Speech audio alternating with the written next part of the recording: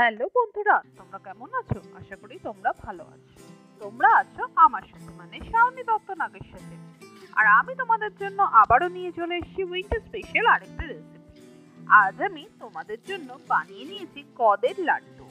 এই লাড্ডু কিন্তু শীতকালে আমাদের দারুণভাবে এনার্জি দেয়। গা হাত পা ব্যথার ক্ষেত্রে এই লাড্ডু কিন্তু খুবই কার্যকারী।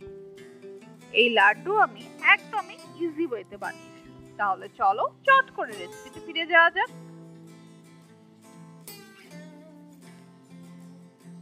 একটা প্যান দেখো অলরেডি গরম করতে বসিয়ে দিয়েছি। দিয়ে দিলাম 4 টেবিলস্পুন গাওয়া ঘি। লাড্ডুটা আমি গাওয়া ঘিতেই পুরোটা বানাবো। এই গাওয়া ঘি ইউজ করার ফলে লাড্ডুটা কিন্তু রুম টেম্পারেচারে অনেক দিন ভালো থাকবে, ফ্রিজে রাখার দরকারই পড়বে না। ঘিটাকে ভালো করে গরম করে নেব। ঘি দেখো ভালো করে গরম হয়ে গেছে। দিয়ে দেবো 200 গ্রাম গদ। এখানে আমি অর্গানিক গদ ইউজ করেছি। যে কোনো অনলাইন স্টোরে কিন্তু এই গদ পাওয়া যায়। এটা কিন্তু এডিবল গদ আছে। গ্যাসের ফ্লেমটাকে মিডিয়ামে রেখে গদগুলোকে ভেজে নেব 4 থেকে 5 মিনিট। এই গদটা কিন্তু ভাজার পরে ডাবল হয়ে যাবে। গদগুলো দেখো পুরোপুরি ভাজা হয়ে গেছে, কালারও দেখো চেঞ্জ হয়ে গেছে। এবার এটাকে তুলে নেব। ওই প্যানের মধ্যেই আরো 1 টেবিলস্পুন গাওয়া ঘি দিয়ে দিলাম। প্যান যেহেতু গরম আছে, ঘি দেখো সঙ্গে সঙ্গেই গলে গেল। এবার এর মধ্যে 100 গ্রাম দিয়ে দেবো অ্যালমন্ড।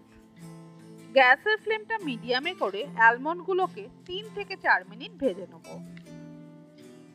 অ্যালমন্ড গুলো দেখো হালকা লাল করে ভাজা হয়ে গেছে। এবার এগুলোকে তুলে নেব। ওই প্যানের মধ্যেই অ্যাড করে দিলাম 100 গ্রাম কাজু। আর ওপর থেকে অ্যাড করে দেবো আরো 1 টেবিলস্পুন গাওয়া ঘি। কাজুটাকেও 3 থেকে 4 মিনিট ধরে লাল করে ভেজে নেব। কাজু দেখো লাল করে ভাজা হয়ে গেছে হালকা করে। এবার এটাকেও তুলে নেব। এই তাওয়ার মধ্যে যেটুকুনি ঘি আছে তার মধ্যে দিয়ে দেবো 50 গ্রাম মেলন সিড বা তরমুজের দানা। দিয়ে দেবো 50 গ্রাম পাম্পকিন সিড। আর দিয়ে দেবো 50 গ্রাম সানফ্লাওয়ার সিড, কুমড়োর দানা আর সূর্যমুখী ফুলের দানা। এই সব কিছুই কিন্তু আবারও বলছি অনলাইন স্টোরে ইজিলি অ্যাভেলেবল। গ্যাসের ফ্লেমটাকে মিডিয়ামে করে এই দানাগুলোকে 2 থেকে 3 মিনিট ধরে হালকা লাল করে ভেজে নিতে হবে। দেখো দানাগুলো সব ভাজা হয়ে গেছে। এবার এইগুলোকেও তুলে নেব। অতিরিক্ত লাল করে ভাজবো না, হালকা লাল করেই কিন্তু ভাজতে হবে।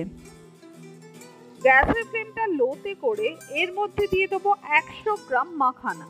এগুলোকে হালকা ড্রাই রোস্ট করে নেব। 4.5 মিনিটের মাথায় মাখানা দেখো হালকা ড্রাই রোস্ট হয়ে গেছে। একটা মাখানা দেখো ভেঙে দেখাচ্ছি, দেখো সুন্দর করে ভেঙে গেল। একদম পারফেক্টলি ড্রাই রোস্ট হয়েছে। এবার এগুলোকে তুলে নেব। তাওয়ার মধ্যে দিয়ে দিলাম 100 গ্রাম পেস্তা। পেস্তাগুলোকেও হালকা করে ড্রাই রোস্ট করে নেব। মোটামুটি পেস্তা ড্রাই রোস্ট করতে 2 থেকে 2.5 মিনিট সময় লাগবে। গ্যাসের ফ্লেমটা কিন্তু অবশ্যই লোতে করে দিতে হবে। পেস্তাও দেখো হালকা করে ড্রাই রোস্ট হয়ে গেছে। এবার এটাকেও তুলে নেব। অ্যাড করে দিলাম 200 গ্রাম খেজুর। খেজুরটাকে একদমই হালকা করে ড্রাই রোস্ট করে নেব। 2 থেকে 2.5 মিনিট ধরেই কিন্তু ড্রাই রোস্ট করব, অতিরিক্ত ড্রাই রোস্ট করব না। এবার দেখো একটা বড় বাউলের মধ্যে আমি গদগুলো যেটা ভাজা হয়েছিল সেটা নিয়ে নিয়েছি। দিয়ে দিলাম রোস্টেড মাখানা, ভাজা দিয়ে দিলাম কাজু, ভাজা দিয়ে দিলাম ওয়াটারমেলন সিড, পাম্পকিন সিড আর সানফ্লাওয়ার সিড, ড্রাই রোস্ট করা দিয়ে দিলাম পেস্তা। প্রত্যেকটা জিনিস কিন্তু আমি একদম ভালো করে ঠান্ডা করে নিয়েছি। এবার এর মধ্যে অ্যাড করে দিলাম 100 গ্রাম কিশমিশ। ভাজা দেখো আলমন্ড গুলো অ্যাড করে দিলাম। এগুলো কিন্তু সব ঠান্ডা করা আছে। খেজুর দেখো হালকা করে ড্রাই রোস্ট করে নিলাম। এবার খেজুরগুলোকে তুলে নেবো আর ঠান্ডা করে নেবো। আবারও প্যানের মধ্যে অ্যাড করে দেবো হচ্ছে ড্রাই কোকোনাট। এটাও কিন্তু মার্কেটে ইজিলি অ্যাভেলেবেল। কোকোনাটটাকে 3 থেকে 4 মিনিট ভেজে নেবো। দেখো কোকোনাট কিন্তু পুরোপুরি ভাজা হয়ে গেছে। অবশ্যই গ্যাসের ফ্লেমটা লোতে করেই ভাজতে হবে। এবার এটাকেও ঠান্ডা করে নেব। ওই বাউলের মধ্যে অ্যাড করে দেবো ড্রাই রোস্ট করা খেজুর আর ড্রাই রোস্ট করা শুকনো নারকেল।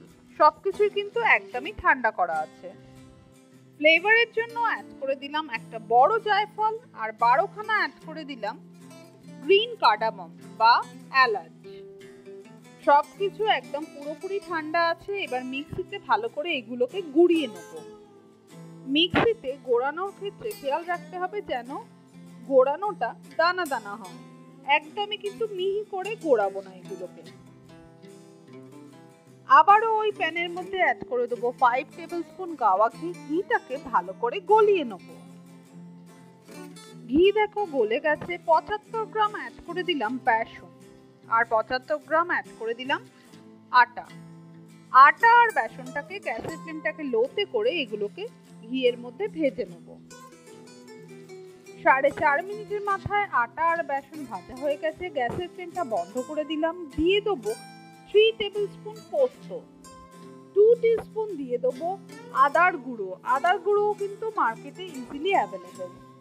অ্যাড করে দেবো 1/2 টিস্পুন নুন। সবকিছু ভালো করে মিশিয়ে নেব। ওই প্যানের মধ্যেই দিয়ে দেবো 100 গ্রাম গুড়। এখানে আমি গুঁড়ো গুড় ইউজ করেছি। গ্যাসের ফ্লেমটা লোতে করে গুড়টাকে 1 থেকে 1.5 মিনিট ধরে ভেজে নিতে হবে।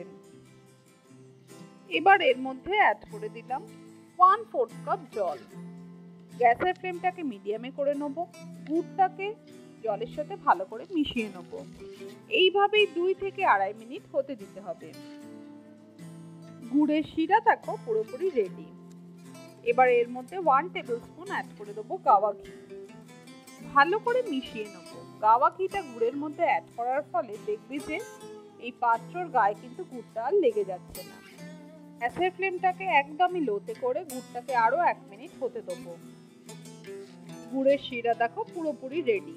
দেখো ঘিটা দেওয়ার ফলে কি সুন্দর দেখো এই প্যানটার গায়ে গুড়টা লেগে যাচ্ছে না। এদিকে দেখো মিক্সিতে আমি ভালো করে গদ আর ড্রাই ফ্রুটস গুঁড়িয়ে নিয়েছি। এবার এর মধ্যে অ্যাড করে দেবো বেসন আর আটাটা, যেটা আগে থেকে রেডি করে রেখেছিলাম।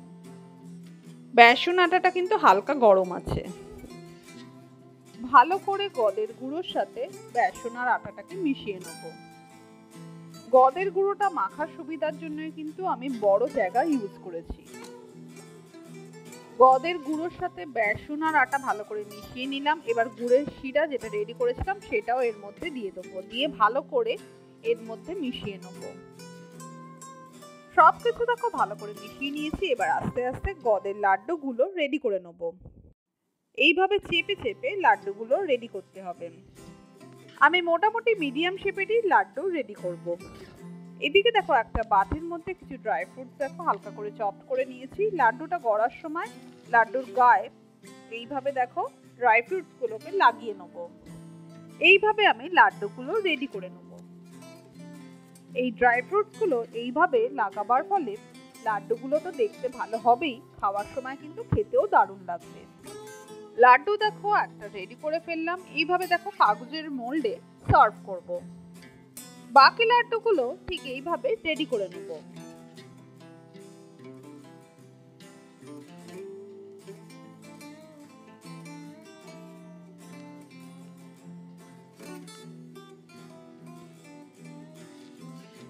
সার্ভ করে দিলাম উইন্টার স্পেশাল গদের লাড্ডু। একবার এই লাড্ডু রেডি করে নিলে রুম টেম্পারেচারে 2 থেকে 2.5 মাস ভালো থাকবে। অবশ্যই লাড্ডুগুলোকে স্টোর করতে হবে কাচের কন্টেনারে। আর যদি কাউকে গিফট করতে চাও এইভাবেও দেখো সুন্দর করে কাগজের মোল্ডে এই বাক্সের মধ্যে এইভাবে গিফট করতে পারো। রোজ সকালবেলা যদি এই লাড্ডু একটা করে খাওয়া যায় শরীরে কিন্তু এই শীতের দিনে দারুণ এনার্জি দেয়। আর তোমরা তো দেখলেই এই লাড্ডুতে কিন্তু আমি একটুও চিনি ইউজ করিনি। যদি আমার এই ইজি ওয়েতে বানানো গদের লাড্ডুর রেসিপিটা তোমাদের ভালো লেগে থাকে তাহলে কিন্তু অবশ্যই একটা লাইক করে দিও আর ফ্যামিলি ফ্রেন্ডকে শেয়ার করে দিও। তোমরা যদি আমার চ্যানেলে নতুন হও আমার চ্যানেলটা কিন্তু সাবস্ক্রাইব করতে ভুলো না। আর পাশের বেল আইকনটা অবশ্যই অন করে দিও, তাহলে আমি যখন রেসিপি পোস্ট করব সবার আগে তোমাদের কাছে নোটিফিকেশন পৌঁছে যাবে। বাড়িতে এইভাবে ইজি ওয়েতে গদের লাড্ডু বানিয়ে আমাকে কমেন্টে বলো যে তোমাদের লাড্ডুগুলো কেমন হয়েছে। তাহলে চলো আজকে আসি, টাটা বাই বাই।